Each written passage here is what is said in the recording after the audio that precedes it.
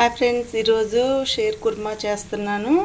దానికి ముందుగా 2 లీటర్లు పాలు పెట్టుకున్నాను. గిన్నెలోని స్లో ఫ్లేమ్లో పెట్టి మరగనిస్తున్నాను.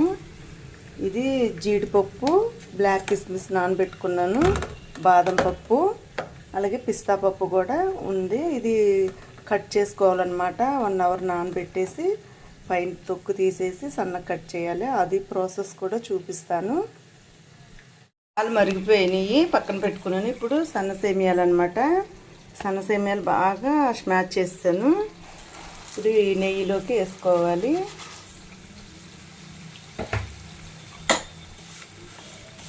ఇది డ్రై అయ్యింది, అయినా కొంచెం నెయ్యిలో వేసుకుని వేపుకుంటే బాగా టేస్టీగా ఉంటుంది అన్నమాట.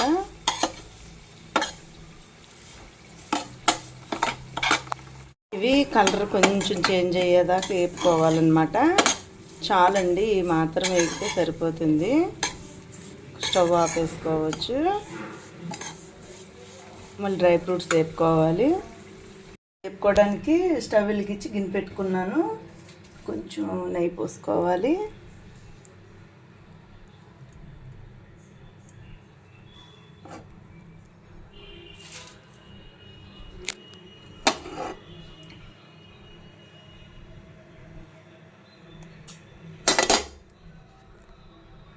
డ్రై ఫ్రూట్స్ అని ఇలా తీసి పెట్టానండి, నానబెట్టినవన్నీ.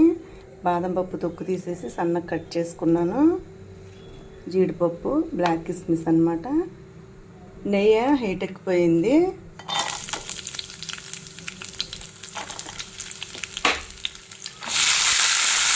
డ్రై ఫ్రూట్స్ ఎంత ఎక్కువ వేసుకుంటే అంత టేస్ట్ ఉంటుంది.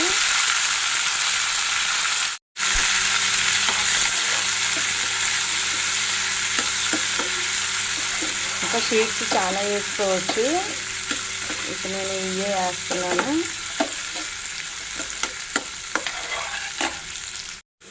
ఇవి మాత్రం వేగితే చాలండి డ్రై ఫ్రూట్స్. ఇంకా డేట్స్ కూడా వేసుకోవచ్చు. ఇప్పుడు నేను ఏం తేలేదన్నమాట, వీటితోనే చేస్తున్నాను. ఇంకా ఆపేస్తాను. చాలండి మాత్రం డ్రై అయితే. ఈ మిల్క్లోకి ముందు షుగర్ వేసేసుకోవాలి. షుగర్ చాలదండి, ఇంకో కప్ వేస్తాను. 2 కప్స్ షుగర్ వేసానండి. కొంచెం కరగనివ్వాలి, ఎందుకంటే సేమియా తొందరగా కరిగిపోతుంది.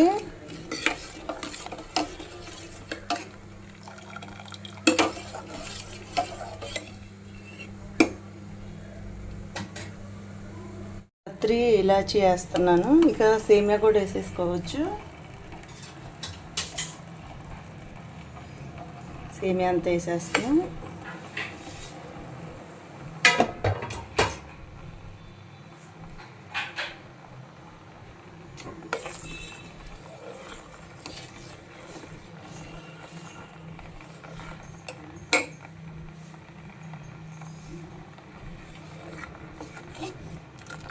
ఒక 5 మినిట్స్ ఇలా కలుపుకుంటూ ఉండాలి. సేమియా చాలా తొందరగా కుక్ అయిపోతుంది. చూసారు ఎలాగా కుక్ అయిందో.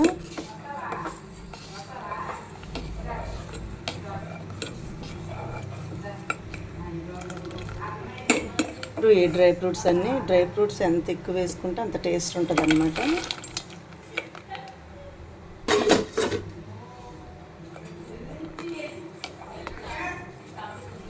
డింపు ఇట్రామ్ ఒకసారి.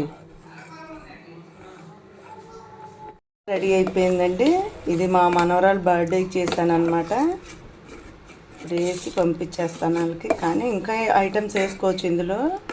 నేనైతే చేశాను. చాలా టేస్టీగా ఉంది. అందరు ట్రై చేసి చూడండి. అలాగే నా వీడియోస్ అన్ని చూసి లైక్ కొట్టి షేర్ చేసి సబ్స్క్రైబర్ చేసి నన్ను సపోర్ట్ చేయండి. థ్యాంక్ యూ అండి.